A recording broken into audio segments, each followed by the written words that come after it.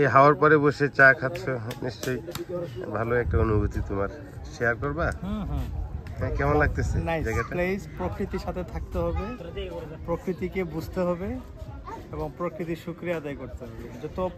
যত বেশি প্রকৃতির কাছে মানুষ আসবে তত আল্লাহর নিয়ামতকে মানুষ বুঝতে পারবে এবং তার ইমানি শক্তি বেড়ে যাবে। আসুন আমরা প্রকৃতির কাছে আসি, প্রকৃতিকে বোঝার চেষ্টা করি।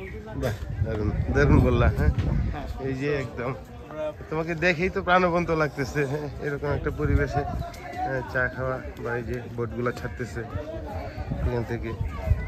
আর আমাদের ভালো লাগার আর একটা বিষয় আছে, আমরা হাওর পরের সন্তান। হ্যাঁ, যে কারণে আমাদের নারীর একটা টান, এইটা অ্যাকচুয়ালটাই আমাদের এই হাওরের এই জায়গাটাতে, এই আশপাশটাতে আমাদের যে পূর্বপুরুষরা বিচরণ করছে। হ্যাঁ, নানান ভাবে তারা এই জায়গাটাতে ফসল ফলাইছে বা মাছ ধরছে। মানে কোটি টাকার অপরচুনিটি এই পানিতে।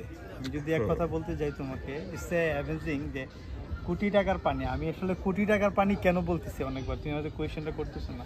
দেখো, এই পানিটাই হচ্ছে পানির মধ্যে মাছ, তাই না? এই মাছ সারা বাংলাদেশে যাচ্ছে, এমনকি এটা বাইরেও কিন্তু এক্সপোর্ট। সো এই মাছ কোথা থেকে আসতেছে? এই পানি থেকে আসতেছে। তো এই পানিটা হচ্ছে blessings of our country, blessings of our local area. So এইটা খুব ইম্পর্টেন্ট। আবার তুমি দেখো, এই পানি যখন শুকিয়ে যায়, এই হাওড় অঞ্চল আবার কি হয়ে যায়? শস্য, ধান খেতে পরিপূর্ণ হয়ে যায়। যেখানে কোটি কোটির মেট্রিক টন ধান এখানে উৎপাদন হচ্ছে।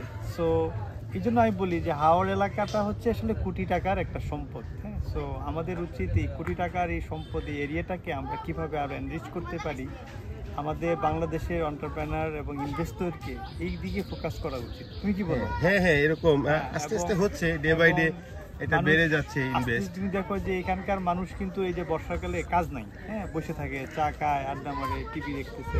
তাদের কাজের একটা কর্মসংস্থান করা উচিত। এই কর্মসংস্থানটাকে যদি কেউ সঠিকলি এখানে কাজ করতে পারে, দ্যাটস এনাফ। এটা আমরা বলি ম্যান পাওয়ার এখানে খুবই একটা মানে অ্যাফোর্ডেবল আমরা প্রাইসে আমরা এখানে আমরা নিতে পারি।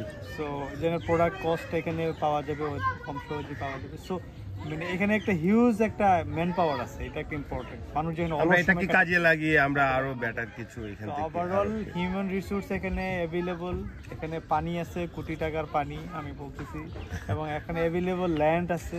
এখানে ল্যান্ডগুলোকে ইউজ করে এখানে একটা ইন্ডাস্ট্রিয়াল এখানে চিন্তা করা যায়। কি বলো?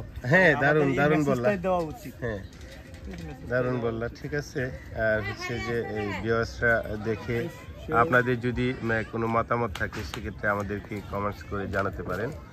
আর বিশেষ করে আমরা যে গাছের নিচে বসে আছি, এটা একটা কদম্বতলা। হ্যাঁ, এটা হচ্ছে যে কদম গাছ। কয়েকদিন পরেই এই যে বাদলা দিনের প্রথম কদম ফুল আমরা গান শুনবো। হ্যাঁ, এই যে চা খাচ্ছি আমরা। হ্যাঁ, তো সাথে আছি আমি জামিল আহমেদ এবং আমার বন্ধু টিপু সুলতান। থ্যাংক ইউ, খুব ভালো লাগলো। তুমি একটা ভালো জায়গায় নিয়ে ভালো থাকেন। আর আমরা আপনাদের অনুপ্রেরণায় সামনে এগিয়ে যেতে চাই। আমাদের সাথে থাকবেন।